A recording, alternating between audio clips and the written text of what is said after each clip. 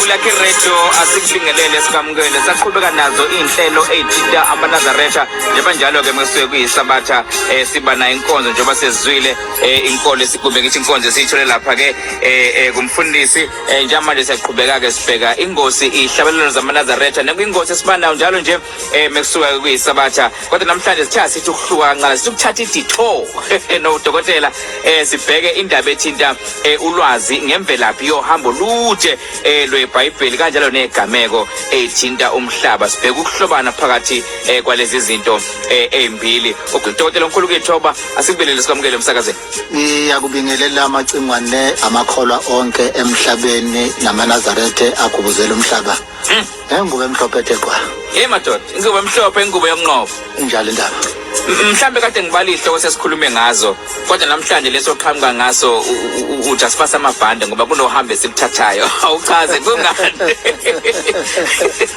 unyaka ka2020 omunye unyaka esingathi unyaka lapho uma une passport ungasho lutho futhi ne passport ufana nongenayo manje sengithi cha macingwane ekethatha abantu bagibeze sibase wonke amazwe basibanike passport asezolweni yebo ngoba macingwane ngomhla ka16 kuMarch 1926 okay umqali wendlela kwafika uJehova wafika nesihlabelelo esesimangaliso okuyisona esesibeka lapha namhlanje ihlabelelo esekhuluna amashumi amane ishumi nanye 141 esithi abangazazi lezi ndaba nabatshela ngangani babethanda ukuzizwa lezi zindaba nabatshela ngangani bayokhala ngani izihlobo zabo animatshela ngangani ivesi lokugcina ukuverse 4 uthi baduduzwa ngomvuzo woxolo bamenywa ngabanye bamanyela kulowo mshado wendodana yesintu bayokhala ngani izihlobo zabo animatshela ngangani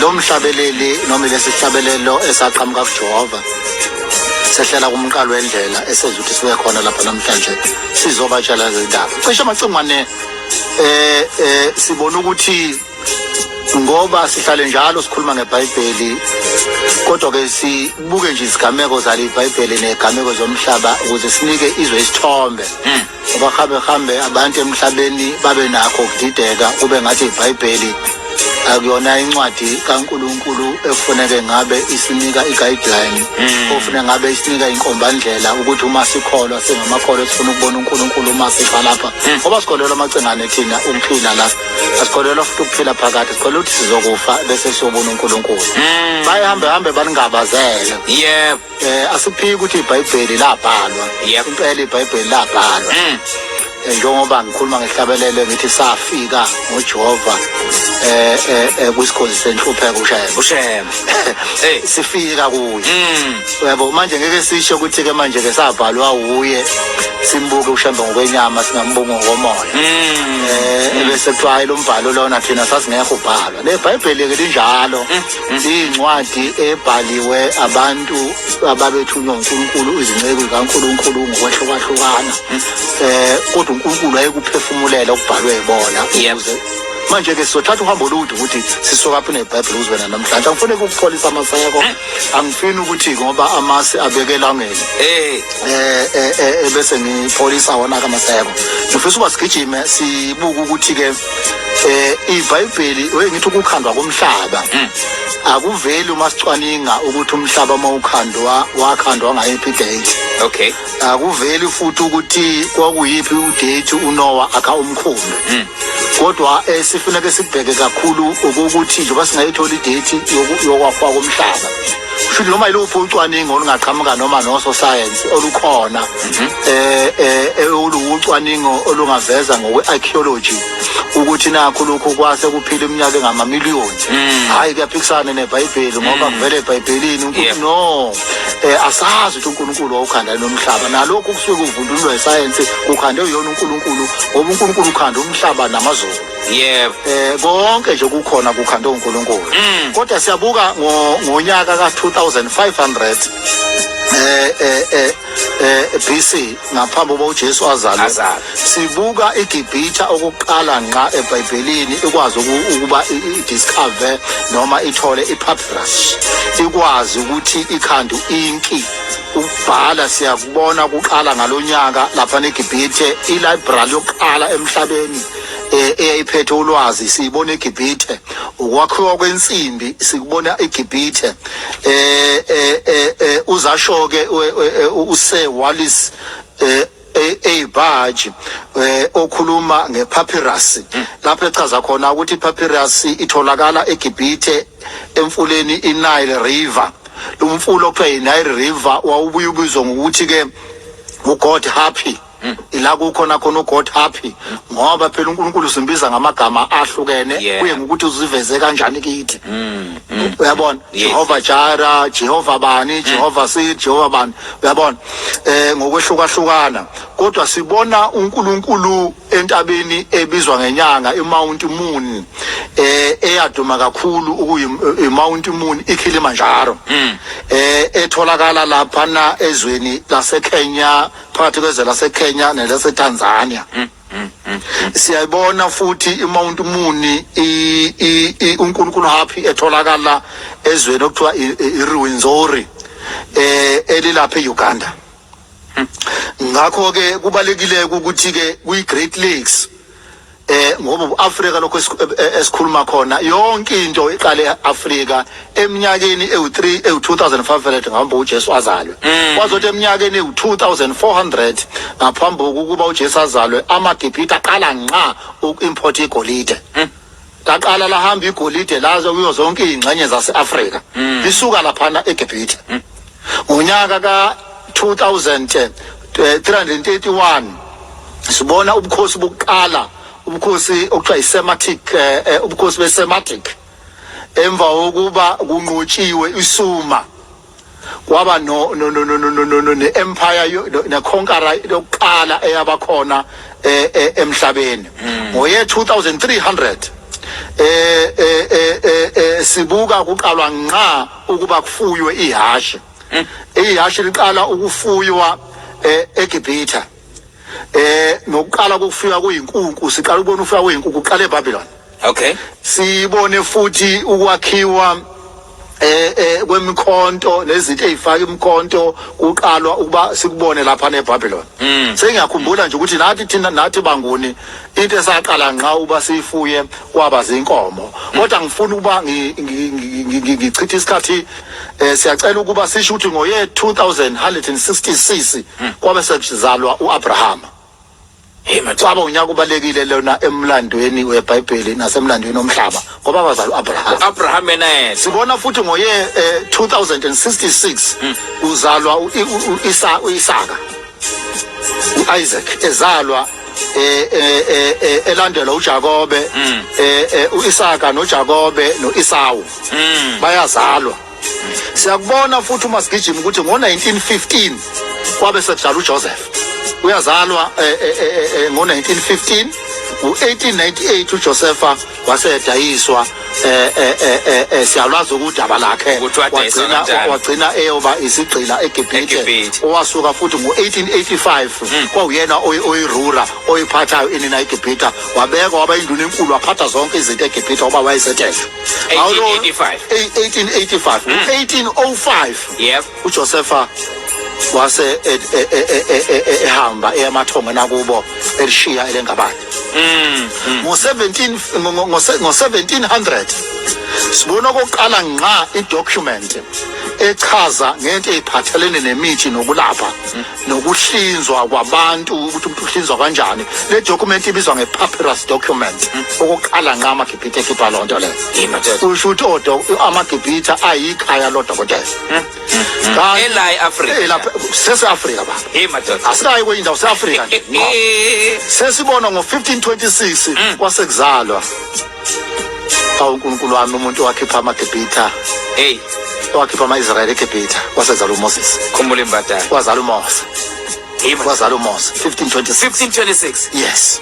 Kwazothi ngo 1446 kwaqala wabhalwa incwadi Exodus. Ubhalwe eGibhithe baba. Exodus. Angithi futhi kubo Genesis. Yep. Bese Exodus. Yep. Yaqala yabhalwa uyathi mayibhalwa ibhala ngiqala ngokuthi ngo 1445. 1445 ezelo uMoses ngo 1526 wase umukela imithetho yishumi entabeni. Wahlangana kokuqala ngqa noNkulunkulu. Umuntu oqala ngqa wabona uNkulunkulu wahlangana uNkulunkulu ubuso nobuso, uNkulunkulu waphuma naye. Wayesemnika lemithetho elishumi. Imithetho yishumi ayibhaliwe amafilosofa noma ongqondo noma abantu abathi siyazi. Ngisho ngithu iBhayibheli usufuna ukuliphika lonke. Yep. Kodwa awukwazi ukuphika imithetho eyishumi. Ngoba ikhona injengoba injalo. Ngoba injalo eqhamuka kaNkulunkulu. Kufana nokuthi uNkulunkulu wayekhuluma nawo Shembe ngqo.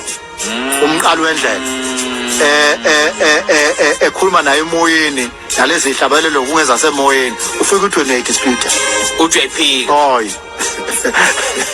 Usukhohliswe inyama wona kaShembe oyibonayo. Wakhohle uthi lezi hlabalelo zivele kuphi. So ke umuntu oqala ukubonana noNkulunkulu akhulume naye uMoses. Okay. Lapha eMzansi Afrika Isaiah Shembe. Qalwendlela. Injalo. Ngo 1406 amaGibhithe angena eKenani izweni laseThebesi. Kwazothi ngo 1400 masiphuma kancane eBhayibhelini futhi kwezakalani kwamanye amazwe. Yep. AmaChina oqala ngqa a-inventa into yewash. AmaChina wona. Wash egcwele umhlaba wonke. Lasoke eChina. Sasungula amaChina. Egypt kodwa amaChina. Engakabikho eChina. Egypt. Egibhithe phela ngithi amaChina awukuzalwa eGibhithe. Kanti Africa ubani? Ngicabanga ukuthi ngizophendula yakulombuzo ongifikelayo. Ukuthi Africa ubani? uNkulunkulu siyocela ukuthi asihole. Sigcine sishilo ukuthi Africa yini? Africa ubani? Madoda.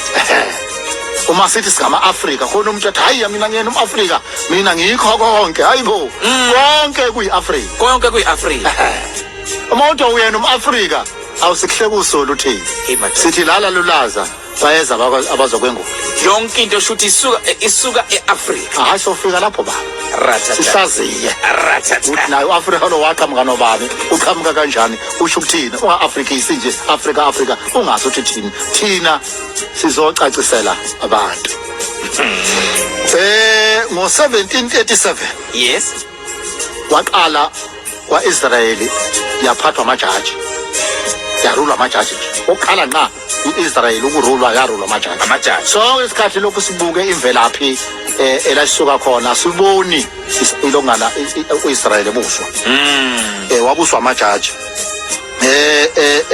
siyabona futhi inkosi yaseGibhithe uTutankhamun owashona waseyangcatshwa wase ithombo stone yakhe noma itshe lakhe liba yigugu namhlanje liseyigugu ingakho ngo 1250 mase kwamanye amazwe sibona futhi wona amaChina eqhamuka nalokho esithi ifabric yesilike bayazi abantu abagqoka ingubo indwangu le usilike qhamuka namaChina amaChina amadala awona wanamhlanje sisibuke nje abantu bekhuluma sithuleleke siyothini phela madoda ngoba ngesisho lutho kuzothi ngo 1209 oqala ngqa kuba nejaji lesifazane eliphethe uIsrayeli lelo jaji uDeborah madoda uphathe Israyeli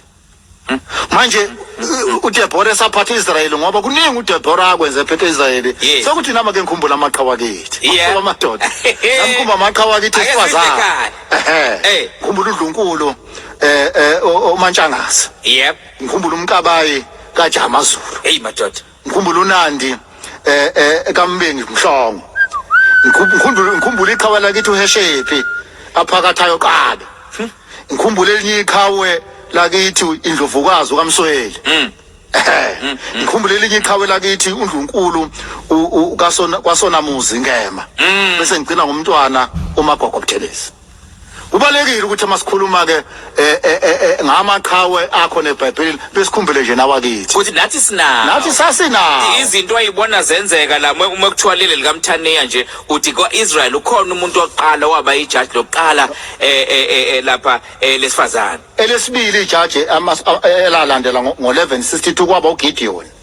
Kwathi ngo1075 kwaba uSamson waba ijaji elokungena.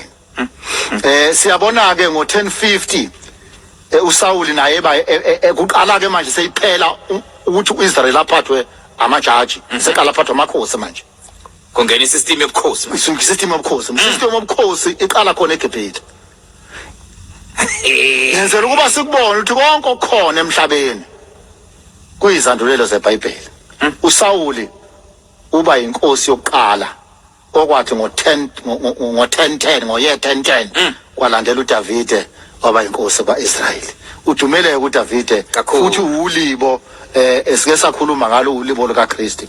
Kwathi ngo850 sorry aqala eAfrika ama-Afrika adeveloper noma kungaveli ukuthi lesizwe kodwa ukuthi angisola ngathi abanguni abadeveloper ukwakhiwa kwensimbi nokwakhiwa kwemfanekiso but kakhulu uzokwakhiwa kwensimbi. Ngiyakhumbula ukuthi nathi eSouth Africa sinalo iqhawe elalikhanda insimbi likhanda umkhonto. Ngizokhuluma ngalelo engilaziyo ngoba usuku nosuku lapha ekhaya ngakhe khona enkandla ngakhethuze kwesihlahla sikaMbomo. uMboma wakasikhakha. Yep. uMbomo mhlawumbe uMboma wayakha imkhonto eyakhela ilembe lamalembe ilembe leqamanya amalembe. Angifuna ukukhuluma kakhulu ngo753 seke ngo1776 aqala ama-Olympic Games lawa khona namhlanje engakazali uKristu. aqala ama-Olympic Games kanti ngo753 ukuqala nqa traditionally kuzoba khona ke isithe ebizwa ngeRome. Bazothi ke ngo700 aqala Italy aqhamuka nezinyo lelo kuthiwa iFort. Izifo zilafakwa laba khona kudala. Izinyo lele ngabe izinyo legolide ngabe igolide noma yini kodwa lizinyo lele elungifakela okungelona izinyo langempela. Yebo, iFort Street iqale uku-inventwa eItaly. Uthini phela ngoba ngo1562 kwasekuba kubusa inkosi uNebukadnesari eBabylon. Kwabisa inkosi uNebukadnesari. Ngiyajabula ukuthi ngo563 kwazalwa enye ingcithabuchopho sase-India. Ingcithabuchopho uGautama uBuddha okuyena wasungula inkolo yeBuddhism lapha neIndia. Manje siselapho sokuthi angikhumbule elinye lamaqhawe elinye ingcithabuchopho uNkulunkulu ayibeka lapha eIndia ebhale incwadi etitled The Science of Self-Realization ebhalwe His Divine Grace uPaktivedanta Swami Prabhupada oyi-founder ye-International Society for Krishna Consciousness. Incwadi ayibhalile yanconywa abantu abaqamathekile umhlaba wonke okufaka phakathi uSelilali Bahanduri Shantri olapho Prime Minister wase-India noThomas Manton oyi-Catholic theologian noProfessor Mahesh Mehta wase-University of Windsor e-Ontario eCanada noDr. Kailash Vaipeye owayeqhamuka e-University of Mexico noDr. Judith Tybeck wayeqhamuka kwi-Cultural Center eyayitholakala lapha eLos Angeles eCalifornia. Ngakho-ke macingwane-ke kubalulekile ukuba-ke umuntu acishaye ngasemaphethelweni asho ukuthi ngewe-5051 kwazala enye ingcithabuchopho uConfucius ozalwa enye yamaskola ezalwa eChina.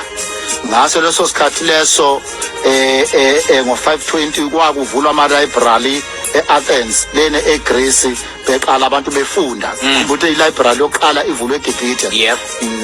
Ama philosophers eGreece afaka uSocrates nabanye no Plato no Engelberg no Spinoza babefunde eGibhithe, kodwa ngenxa yesimo esiphila kusona kwagcina iphilosophy sengathi eyama Greek. Singasho futhi ukuthi ngo500 ezweni lase-India kwaba khona isurgeon udokotela uSusrata oqala nqa owenza lokho i-cataract procedure noma i-cataract operation la uthi uma usumdala khona ungaboni ebese uyosuswa ungwengwe phezu kwamehlo. yento yenziwa kudala even indodana yomuntu Ingakabi khona. ingakabi khona, kodwa siyajabula futhi ukuthi ke ngaso lo sikhathi ngo1445 uNehemiya wakhe indonga zaseJerusalem ezayibhidiziwe. Singasho futhi ukuthi uma sigijima sithi uSocrates ngo399 waba eseshona emhlabeni. SaSocrates washona kanjani? Ebulawa enikezwe upoison okuthiwa ihemlock, umbulale kancane kancane ngomunye umuntu wayehlakaniphile ababese bebona ukuthi Athens uzoba yithreat. Kwala ngisho abangane bakhe abafundi bakhe olokungane oPluto bethi bafuna ukumshushumbisa bayomcashisa lokungene eSparta wenqaba wathi uzohlomba umthetho wagcina efile. Kodwa sibona uAristotle ezalwa ngo384 ngo370 wabhala kakhulu uPlato. Ikakhulu sengifisa abantu bayokubheka kwabhala uPlato uzama ukuchaza ukuthi yini iRepublic ngoba sithiwa siyiRepublic of South Africa nje RSA yini iRepublic. Sibona izindonga zeJerusalem ngonyaka 169 ama-Antioch ezibulala eziqeda nya indonga zaseJerusalem. They were plundered by the Antiochus. Ngenxa yesikhathi macingwane singagijima sesivala sithi kwaba ngokuqala nqa ukuthi imikhumbi iyonkanekise East Coast ifike India ilethwa amaChina. Ngoye 100 wazalwa umuntu owabaleka kakhulu emhlabeni uJulius Caesar owaba iempire yokuqala eRome. Okuyena owaqala izinkinga ezingathi zagubuzela umhlaba nokubethela kwaKristu kwaqalwa ubukhosi baseRome, the first empire Julius Caesar. Uma sithi uJuly enyanga nje uma sithi uJuly siqhamuka kuyona sikhuluma athi siqhamuka enyangeni eqanjwe ngaye uJulius Caesar. Ngoye 55 amaRoma ayihlula ikhonke England. Ayenza yaba ingxenye yayo. England iphathwe eRome kwaza kwaba iminyaka u442. Asibambe lapho namhlanje ngoba sifuna ugeqa amagula ngathi semuka ngoba igula lendlebe aligcwali. Manje sikhulume ngathi ke sadlula imlempongo sehlisa ngotshwala bokufulela. Asithi ngesabathe elizayo sizobe sinihululela ngoHerod. Madoda. Ufika kanjani ke uHerod? Sambe size sibuke ukuzalwa kukaMaria. AmaRoma yethi Maria ocebileyo ogcele iglasiya inkosi nawo. Iverizayo lelo. Ayi asigoqe dokotela kodwa siphuma kamnandi siphuma ngokuphawula kwabantu ke sibe sibathini ngengozi.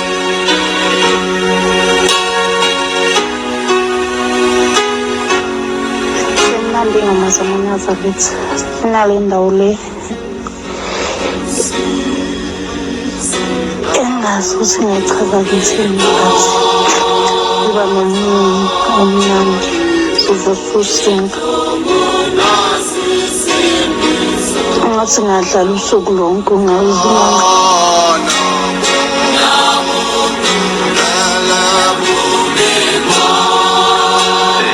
Sanibonani, imini yesabatha ibe yinhle kwabangcwele. Kunesihlabelelo la esingibusisa kakhulu esihlabelelwa ngamaNazaretha. Ukuba-ke mina ngesingaZaretha isihlabelo sakhona sithi inkosi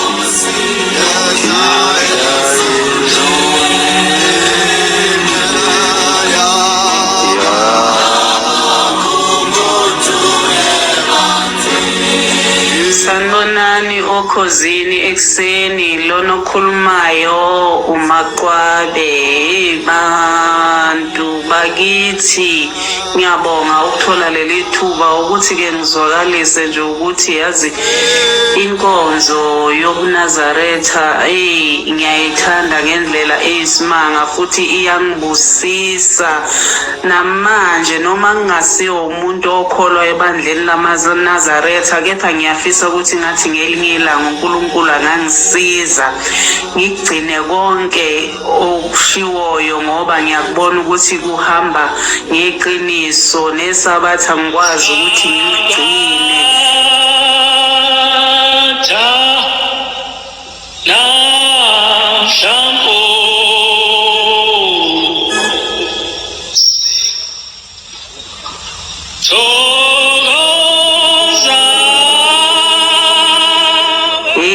iyangibusisa kakhulu inkonzo yamaNazaretha konke okushiwoyo kuyasiqondisa endleleni namanje ngangikade ngisebenza ngigibela isitimela lenkonzo ngayithola esitimeleni ngayithanda bese ngikwazi ngisho nokuhlabelela ihlabelelo zakhona namanje ngikhumbule ihlabelelo zamaNazaretha ngize nginalo neculo lakhona ngiwafunde ihlabelelo zakhona ngiyathanda kakhulu siyabonga nje ukhosini ukuthi libe nisilethela lenkonzo ayingiphuthi ngazo zonke izikhathi ngihlele ngilalele ngiyayithanda kakhulu nje uNkulunkulu ababusise abangcwele bakhe ukuthi asisize sonke ngelinye ilanga silibone iqiniso sikwazi ukuhamba endleleni ngiyabonga kakhulu nje nakuwe Kamchunu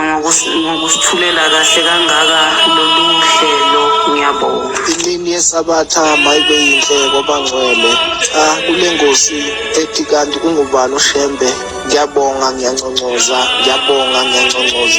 ngingelutho ngiwumliba usafinya ngithi uShembe lobuNazaretha uShembe umqalo wendlela ngithi mina uShembe umqophi wenjobo wayibhinca nabaningi thina amaNazaretha induduzo yethu ayiphelele uma uShembe ngekho ngithi kule ngosi ayiphakame njalo ikhule ngokuphumlana ngokwaminyaka ngithi nje uNkulunkulu anibusise.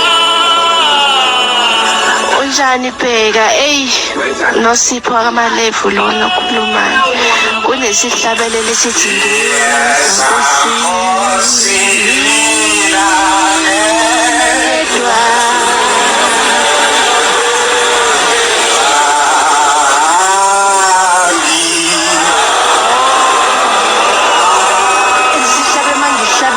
kufika usizi ngizwa ngibuhlungu enhlizweni yami nengempela ngingedwa ngize kuyena ngaba ngedwa ngamlandela ngagcina isabatha ngenza konke siyangibusisa sithi mangicula mangicula ngizwa engathi uShembe ngiyambona ngihleli naye seduzane kwami ngiyabonga Bheka Mchunu uNosipho lowaMalevu la eNanda eMzinyathi ngiyabonga Inkosi ibusisa abangcwele. amaNazaretha ngokusilindele khuzwayo ngokuhlala ngila othongathi endaweni yaseSithayide okwangihlaba